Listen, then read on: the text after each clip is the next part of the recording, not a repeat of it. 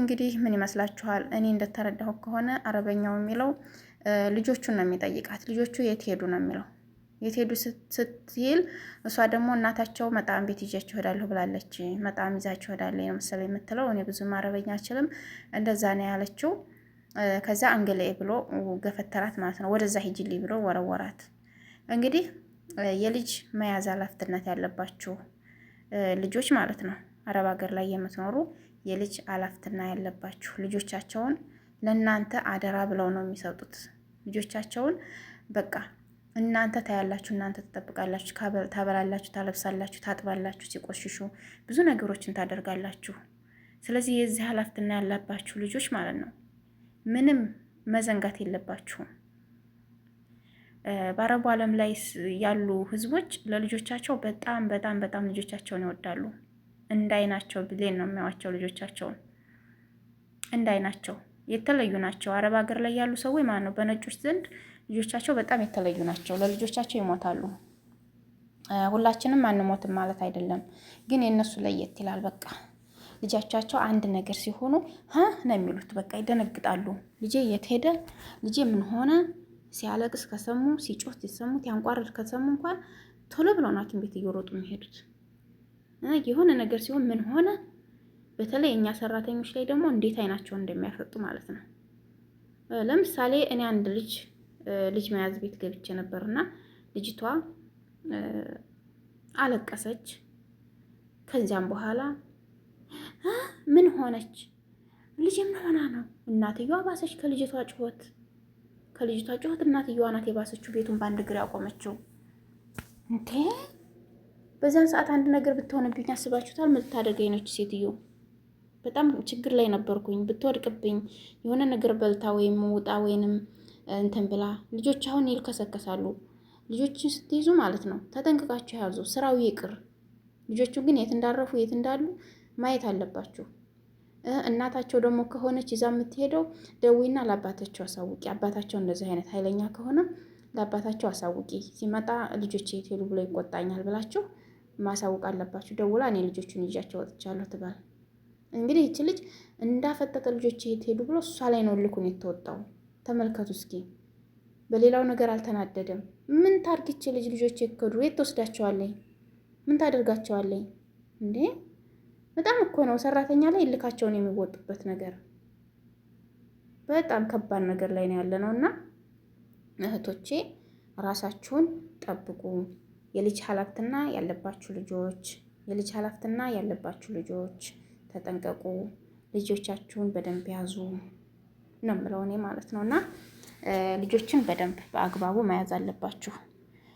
ሌላው ነገር እንግዲህ ሌላ ነው። ስራቸው ይቅር እንጂ እነሱ ልጆቻቸውን ኃላፊነት ካለባችሁ የያዙ ማለት ነው። በቃ አፋዛ የሚቀየርላቸውም ከሆነ አፋዛቸውን በሰዓቱ ቀይሩ።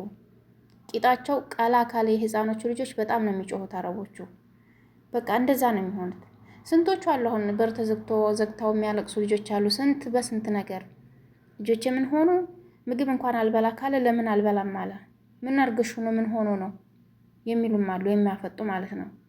እኔ የማዝነው በተለይ ኮንትራት ቤት ያላችሁ ልጆች ናችሁ፣ በእነሱ ሀሳብ ስር ያላችሁ። እኛ ህገ ወጦቹ ደግሞ ትተናቸው እንሄዳለን፣ ሌላ ቤት እንቀይራለን። ልጅ መያዝ ደግሞ አሊዝም ብለን እንላለን፣ ሌላ ስራ እንገባለን። የእናንተ ነገር ግን አንዴ ታስዙባችሁ አንዴ ነው በቃ፣ ሌላ አማራጭ አይኖራችሁም። ስለዚህ አንገታችሁን ሰብራችሁ ተጠንቀቃችሁ ሰበር ብላችሁ ጀዋል ሳትጎረጉሩ ልጆቹ የት ነው ያሉት፣ ምን እየሰሩ ነው፣ ምን እየበሉ ነው የሚለውን ነገር እንትን በሉ። አሁን ባለፈው የሆነ ህፃን ልጅ እንትን ውጦባት የሃይላንድ ክዳን አፉ ውስጥ አርጎ ሲጫወት ወደ ጉሮሮ ሄዶ ስክት ብሎ ሞተ እያለች ነበር አንድ ልጅ ማለት ነው። ሀቢባ ቢገብታ ሞተ የመዳሜ ልጅ እንደዚህ ብሎ መጫወቻ ውጦ እያለች ነበረ። እና ያቺ ልጅ እንግዲህ ምን እንደደረሰች አላሁ አለም። ሀቢባ ቢመታ ነበረ። ምን እንደሚያደርጉኝ አላቅም፣ ምን ማድረግ አለብኝ እያለች ነበር ማለት ነው። እንግዲህ ያቺ ልጅ ምን ደረጃ ላይ እንዳለች አናቅም። ልጁን ለምን አልያሽም ብለው የሆነ ችግር ሊያደርሱባት ይችላሉ፣ አይታወቅም። አላሁ አለም ምን ደረጃ ላይ እንደደረሰች። ያንን ብቻ መታ መልእክቱን አስተላለፈ። ከዚያ ወዲያ የለችም። እንግዲህ ከሀቢባ ጋር ነው፣ ሀቢባ ትሆናለች የምታውቀው እንጂ እና እንደዛ አይነት ነገር አለ። ከዚያም ደግሞ አንደኛዋ ደግሞ ልጅ ሽንት ቤት ወደቀብኝ ልታጥብ ይዛ ስትሄድ ማለት ነው። እንግዲህ አደግ ያሉ ልጆች ቂጣቸውን የምናጥበው ሽንት ቤት ወስደን ነው እና እዛ ሽንት ቤት ወስደን ስናጥብ ተጠንቅቀን ታቅፈናቸው እንዳንወድቅ እንዳያዳልጠን ተጠንቅቀን መሆን አለበት። እኔ እንደው ልጅ መያዝ ስራ ግን አልገባም። የሚነገረናችሁ ነገር የልጅ ኃላፊነትና ስራ አልገባም። ማለትም ሰው ነኝና ቢወርቁብኝ አዙሮኝስ በወድቅ እነሱን ታቅፌ የእነሱ ህግ በጣም ጥብቅ ነው። ሌላ ነርሰቡ አይታችሁ የለ እንዴ? ያችንን ልጅ እኮ እንደዛ አድርጋ ነው ይሄን ያህል አመት እድሜዋን ግማሽ ታስራ በ11 አመት 12 አመት 14 አመት ነው እንጂ ታስራ አሁን ይሄውና የገባችው ልጅ እኮ በእጇ ጠፍታባት ነው። ሌላ ነርሰቦ ማለት ነው። ስለዚህ ህጉ ጥብቅ ነው። የሰው ህይወት እንደ ዶሮ ወይም እንደ ፍየል ወይም እንደ እንስሳት ነገር ምናምን አይደለም። አረብ ሀገር ላይ ውጭ ዓለም ላይ ያለው የሰው ህይወት በጣም ውድ የሆነችበት ሀገር ነው ያለው ነውና የሰው ህይወት እንትን እንዳይልባችሁ ልጆች የልጆች ኃላፊነት ያለባችሁ ተጠንቀቁ። ስራው ይቅር እንጂ ልጆቹን ያዙ። እናታችሁ ስትረከባቸው አባታቸው ስትረከባችሁ ድረስ ልጆቹን ያዙ። በጥብቅ በስነ ስርዓት ያዙ ነው የምላችሁ እህቶቼ። እንግዲህ ባለኝ አቅም ይሄንን ነው። እኔ ስለምፈራ ነው። ይቺ ልጅ ደግሞ ቪዲዮ በጣም አሳዝኖኝ ነው ያመጣሁትና በጣም ያሳዝናል። ሌላም እንደዚሁ ብዙ ነው ያጋጠመኝ። በነገራችን ላይ ሴትዮዋ ወለደች። እኔ ደግሞ ሴትዮዋ ወልዳ አንድ ሴትዮ ወለደች እና እሷ ቤት ሄጄ እኔ ልጅ መያዝ አልገባሁም። ግን ስትወልድ ልጇን ግዴታ ሀፋዛ የምቀይርላት እኔ ሆንኩኝ ማለት ነው። ብር ጨመረችልኝ። የልጇን ሀፋዛ እየቀየርኩ ነበረ እና ከዚያም በኋላ አዳራቸውን ሲተኙ አትቀይርላትም። አዳሯን የሸናችበት ምናምን ጧት አትቀይርላትም። እኔ ደግሞ ለእሷ ምግብ ሰርቼ ምናምን ይረፍድብኛል፣ እተኛለሁ። ያቺ ልጅ የዋለችበትን እንግዲህ ወይ ዙሁር ላይ ትነሳለች ወይ አሱር ላይ ትነሳለች። እንደገና እኔ ያን ጊዜ ነው የምቀይርላት። ከዚያ አፋዛው ቂጧ ላይ ሲቆይ የመላላጥ የመቁሰል ምናምን አመጣ ማለት ነው፣ የመንደብደብ። በኋላ ላይ ምን ትላለች? ልጄን እንደዚህ በሰዓቱ አፋዛ ታትቀይሪላት ምናምን አልሰጥሽም፣ የጨመርኩልሽን ብር አለችኝ። ሀስቢ ያላህ ሆነ አመር ወኪል አልኳት። ከዚያም በኋላ ለምን ሀስቢ ያላት ትይኛለሽ? ለምንድን ነው እንደዚህ የምትይኝ ብላ ተናደደች ማለት ነው። ይሄን ከፈራሽ መስጠት አለብሽ አልኳት። እኔ አይደለሁም ያቆሰልኳት ልጅሽን። አዳሯን ያደረችበትን ጧት ስትነሳ ራሱ አንቺ መቀየር ነበረብሽ አልኳት። እኔ ደግሞ እተኛለሁ ሌሊት እሷ ጋር አይደለም እተኛው። ሌሊት እየተነሳሁ የሷን አፋዛ መቀየር ግዴታ አይደለም አልኳት። እኔ ሲጀመር የልጅ እስትፋቅ የለብኝም አልኳት። ውለታ የለብኝም የልጅ አፋዛ መቀየር ምናምን አልፈልግም አልኳት። ውሰጂው አልኳት። ግን ወሩ ሲደርስ ሰጠችኝ 100 ብር ማለት ነው። እና በጣም ተጣልተን ነበረ።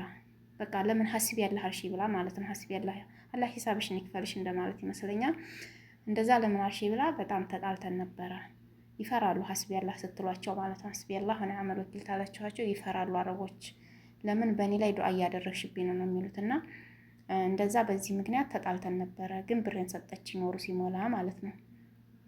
አልቆረጠችብኝም። እና እኔ አዳሯን እሷ ጋር ያፋዛዋን ስቀይር አላድርም። ጧት የተነሳችበትን ጧት እኔ ለሴትዮዋ ምግብ እሰራለሁ፣ ለራሴ እንቅልፍ ይደፋኛል፣ ሄጄ ተኛለሁ ማለት ነው። እንደገና ምሳ ለመስራት እና ቤት ለማጽዳት እነሳለሁ ደግሞ።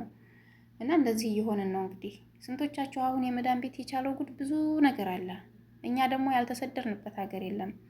ስለዚህ ብዙ ነገሮች አሉ እህቶቼ። ግን ተጠንቀቁ። ያቺ ቀን ስትታልፍ ድረስ ነው የምለው። ይሄ ነው ምክር የምሰጣቸው። አላህ ያግዘን። አላህ ደግሞ ከሰው ቤት ሲቃይ አላህ ያውጣን። ከስደት አላህ በቃ ይበላን። ሀገራችንን ሰላም ያድርግልን፣ ሀብታም ያድርግልን፣ በሀገራችን የምንኖር ያድርገን። ላይ ዋናው ነገር ይሄ ነው። በቃ ይበላን ስደት።